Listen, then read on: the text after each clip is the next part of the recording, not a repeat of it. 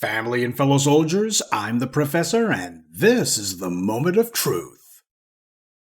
You know, there's a saying that relationships start the way that they tend to go. What that means is, whatever a person does at the start of the relationship, that's what they're going to keep doing for the rest of it. Everybody knows this, and yet you have so many people who choose to fool themselves and engage in wishful thinking, hoping that the other person will change at some point in the relationship. That rarely ever happens. It's bad enough to engage in that kind of self-delusion when talking about personal relationships, but it becomes catastrophic when you apply this same denialism to elections. This is the reason that so many black people wasted 8 years hoping Barack Obama would eventually change his tune and start doing things for the very black voters who put him in the White House. But his refusal to do anything for us on the campaign trail eventually became a refusal to do anything for us in his first term as president. And that prompted a lot of Negroes to start saying, well, wait until he gets reelected. He's got to get reelected first, then he's going to start doing things for us. And of course, he did less than nothing in his second term. You had the Mother Emanuel Church massacre, the Flint water crisis, and the cops going hog wild murdering black civilians in the streets during his second term. And all he did was sing a couple of bars of Al Green. And now we're seeing this same pathetic pattern play itself out with Kamala Harris. And this persistent refusal by black people to admit to the reality reminds me of another old saying. In order to fool someone, you have to overcome their intelligence. But in order to convince them they've been fooled, you have to overcome their pride. That's the problem. People get emotionally and even spiritually invested in something, and they simply can't admit they've been fooled. So they'd rather look like an idiot than to admit that they were wrong. You have these people who are telling us that we need to vote for Kamala Harris. We're supposed to vote for Kamala Harris, but they can't tell us why. And they can't say that Kamala Harris has promised us anything because she's not saying anything to anyone. More than 3 weeks. That's how long it's been since Kamala Harris became the presumptive nominee for the Democrats, and it's also how long she's gone without holding so much as a press conference, which normally would be the very first thing that a presidential contender would do.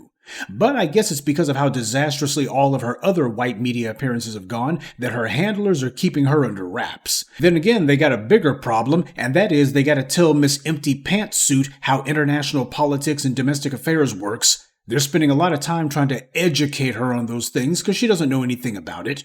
Smells like Sarah Palin, only without the hockey rink.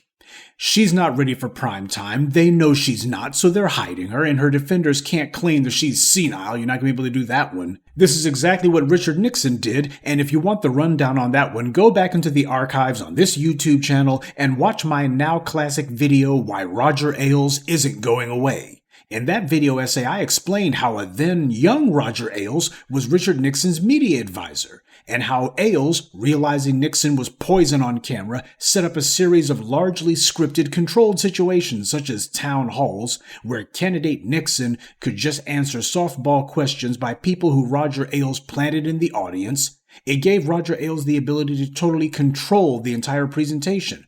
Who gets to sit in the seats, what questions they ask, and who is allowed to ask them. Right now, Kamala Harris is having a little brief honeymoon, and they've forgotten all about how she crashed and burned 4 years ago in her own failed presidential bid. So she's gotten a ton of money that a lot of donors were going to give to Biden, but they've gone ahead and given it to her. There's the claim that she's had a nice little bump in the polls. And at this point, I guess her entire idea is don't screw it up. Well, the problem is when it comes to politics, either you're rising or falling. Right now, she seems to be treading water.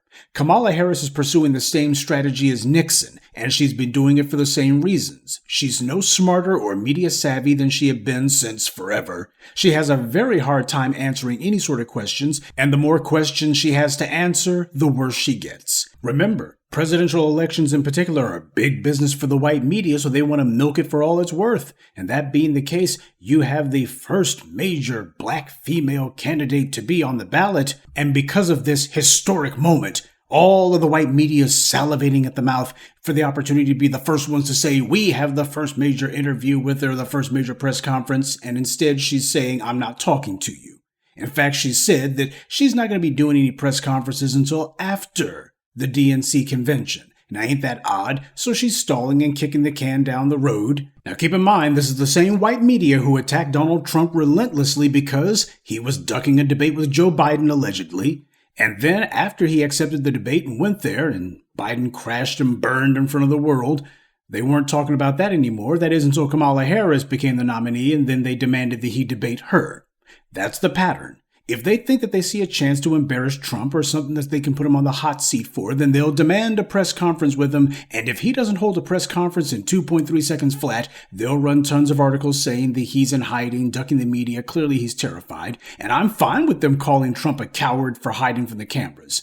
But considering the fact that I'm not going to vote for Trump no matter what, he's irrelevant to me. My question is, what's going to be done to force Kamala Harris to face us? When is she going to stop hiding?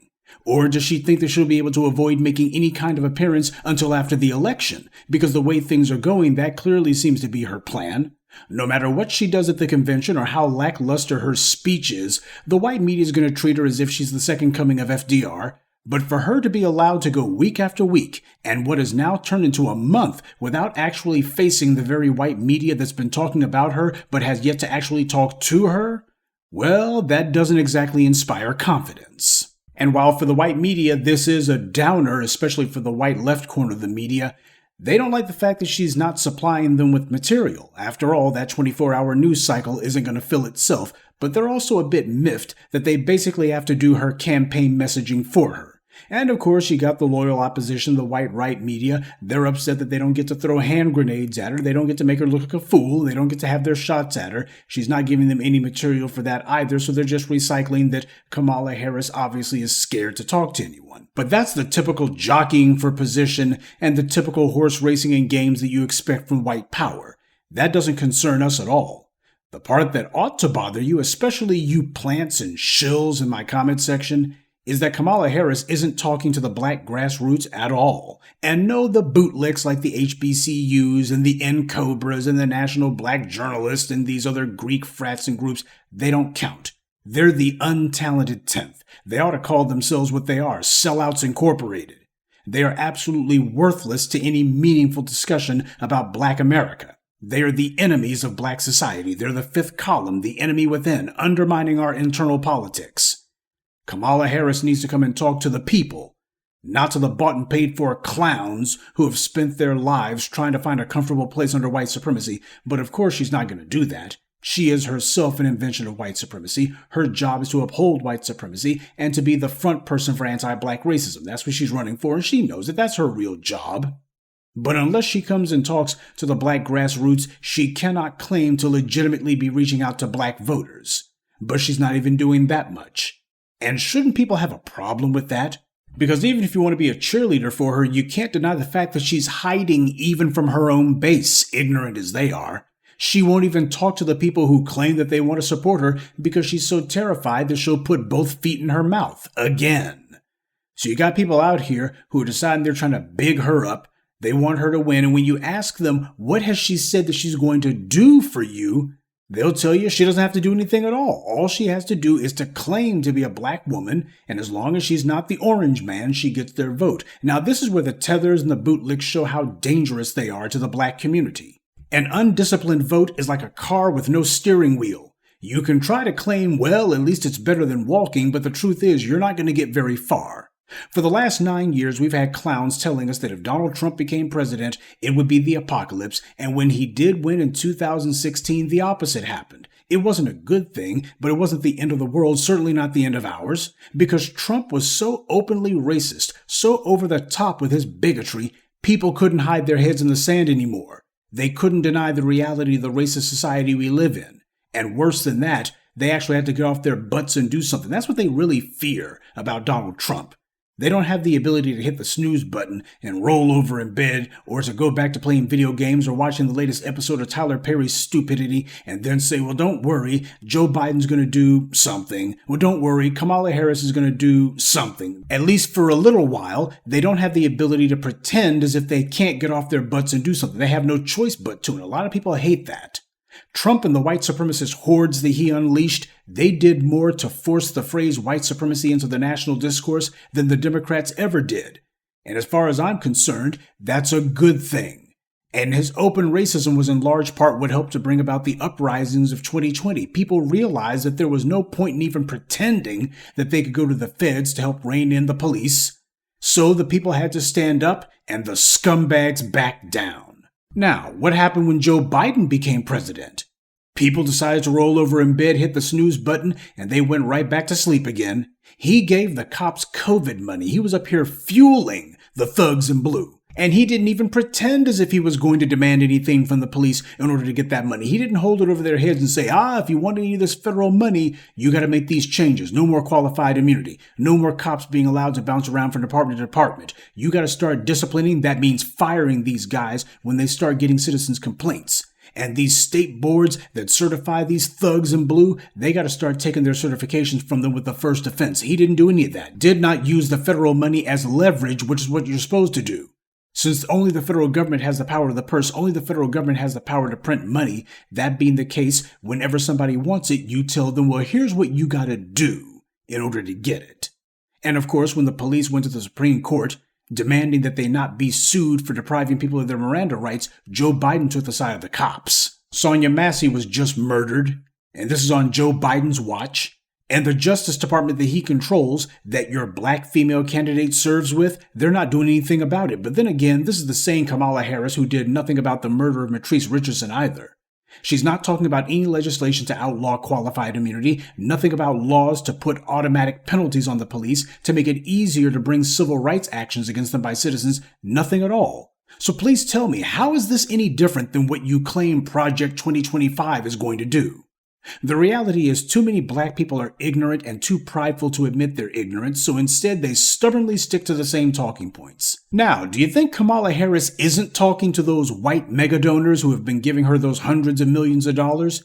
You think that she's not talking to them? Hillary Clinton got over $1 billion from those same dark money, or should I say pale money donors back in 2016, and she didn't talk to black voters either. Hillary Clinton totally skipped over going to Detroit in 2016 because she knew what kind of reception she would get. Now, Kamala has wised up just enough to realize that she has to at least dip a toe over the state line into Michigan, but she kept that appearance short and sweet. No questions, no meeting with black groups. She just had yet another stage-managed political production. Just like Roger Ailes would do for Richard Nixon back in the day, the times may change, but the lies remain exactly the same. It's real simple, folks. When a candidate won't even talk to you, you sound crazy when you claim that they're going to do something for you, though. The political parties are not responsive to us, and that's a deliberate decision on their part. So we require a deliberate decision on ours. You can't do the same thing you've always done and then say you're going to get a different result somehow. I don't like Donald Trump, and neither should you. This isn't about liking him. This is about changing the political calculus in this country. And you can't do that if you insist on carrying out the same failed political patterns that put you in the same position you're in right now. Notice that the Democratic shills never talk about increasing our own influence with Kamala, or anyone else for that matter. They never talk about what are black people going to be doing so that we can get what we require. The discussion is never about that. Oh, they have no problem talking about the place of women in the political discourse, making sure that women get what they need, or immigrants. Well, America needs more people, and on top of that, we need more diversity. Don't think of them as people who have illegally entered the country. Think of them as diversity. That's the kind of stuff that goes on. With these other groups, it's a matter of, well, we got to talk about what they're going to get. With black people, though, we can't do that. We have to make it clear that the black community has organized its vote and has disciplined its vote. Make it clear that we have interests and demands all our own, and that if you want the black vote, you have to come to us and ask for it. You can't send any surrogates. No vague talk, no weasel words. You must have, as the North Koreans would say, knee-to-knee talks with us. You got to be close enough where we can point the finger right in your face and say, you have not offered us anything. And if somebody sits there and says, I ain't got the time for it, then I ain't got the time to vote for you either. Now, if the shills and the plants that you see in my comment section and that you also see in other places on the internet, if these people were actually honest and serious and honorable, then everything that I've said they would be agreeing with. They'd say, you know what, that does make sense. At the very least, Kamala Harris needs to come and talk to you because of the fact that you are the black community, you're the backbone of the party, you're the base of the party, and you're people who are not planning to vote for Donald Trump. You are persuadable. You're that swing vote. Instead, they're giving excuses, lies, and the old orange man bad. Well, it just goes to show one thing. Elections are the political equivalent of an IQ test. And it's ridiculous the number of people who have chosen to flunk it. Good day, and be one. I'd like to take a moment to mention some of our contributors. Cloudwalker Z, Lisa Taylor, Marcus Duramus, Yasharon Heron, and Onan X. Salute to them and thank you to everyone for listening, liking, and sharing this message. Black empowerment only exists because of you.